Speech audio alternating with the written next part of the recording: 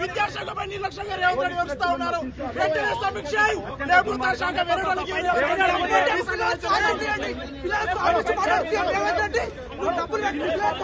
కేంద్ర ప్రభుత్వం తీసుకొచ్చినటువంటి నూతన జాతీయ విద్యార్థులను రద్దు చేయాలని తెలంగాణ రాష్ట్ర ప్రభుత్వం అసెంబ్లీలో తీర్మానం చేయాలని, అదేవిధంగా రాష్ట్ర వ్యాప్తంగా పెండింగ్లో ఉన్నటువంటి స్కాలర్షిప్ విడుదల చేయాలని, అదేవిధంగా ప్రభుత్వ పాఠశాలలో గురుకులాల్లో జరిగిన ఫుడ్ పాయిజన్ నివారించాలని, అదేవిధంగా కార్పొరేట్ విద్యా సంస్థల జరిగిన విద్యార్థి ఆత్మహత్యలపైన చర్యలు తీసుకోవాలని, అదేవిధంగా ఆత్మహత్యల కారణాలైనటువంటి కళాశాలపైన చర్యలు చెప్పేసి, అదేవిధంగా సమగ్ర శిక్ష ఉద్యోగులందరికీ రెగ్యులర్ చేసి వారికి ఉద్యోగ భద్రత ఉన్నటువంటి పే స్కేల్ ఇవ్వాలని చెప్పేసి 5 డిమాండ్లతో అఖిల భారత విద్యా సమాఖ్య ఆధ్వర్యంలో తెలంగాణ రాష్ట్ర అసెంబ్లీ నిర్ణయం జరిగింది.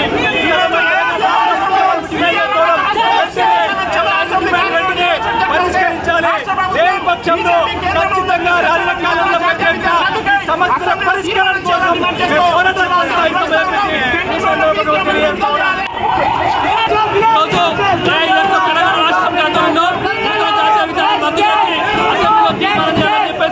అదేవిధంగా పెండింగ్ లో ఉన్న స్కాలర్షిప్ ఫీజు రియంబర్స్మెంట్ విడుదల చేయాలని చెప్పేసి మన రాష్ట్ర వ్యాప్తంగా దాదాపు గురుకులాలలో హాస్టల్లో 52 మంది విద్యార్థులు మరణించడం జరిగింది.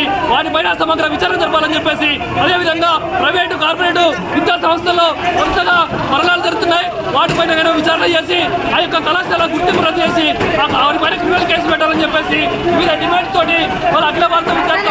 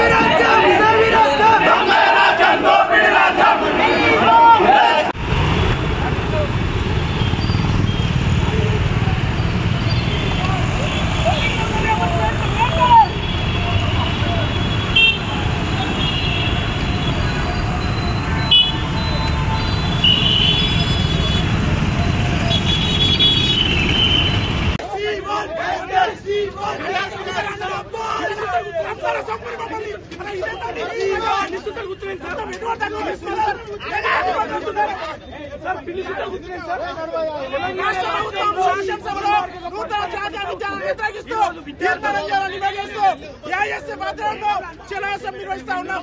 తీసుకొని విడుదల చేయడంలో ఫుడ్ పాయిజన్ నివారించడంలో రేవంత్ రెడ్డి ప్రభుత్వం నిర్లక్ష్యంగా వ్యవహరిస్తా ఉంది. విద్యాశాఖ పెట్టుకుని విద్యాశాఖపై నిర్లక్ష్యంగా రేవంత్ రెడ్డి వ్యవహరిస్తా ఉన్నారు. వెంటనే సమీక్ష లేకపోతే శాఖ వెరగడానికి